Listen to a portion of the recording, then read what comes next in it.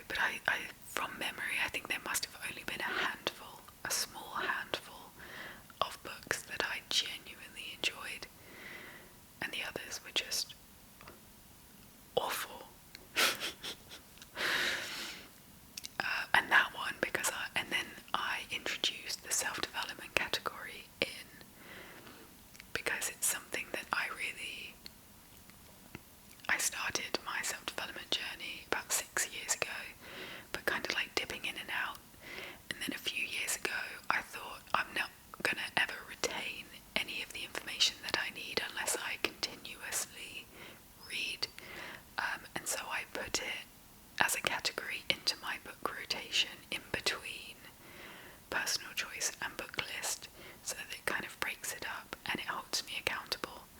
I tend to choose books based on my current flaw or the flaw that is most prevalent, and then read a book on that. Hope it works. I hope it's good enough to like teach me something or help me ingrain habits into my life or remind me of things that I might have let slide. So yeah, I think it's just really good to keep a refresher, because otherwise I keep it up for like a couple of months and then I slide all the way back to the beginning. So yeah, that's why that category got introduced. But it does mean, or it did mean, that it took me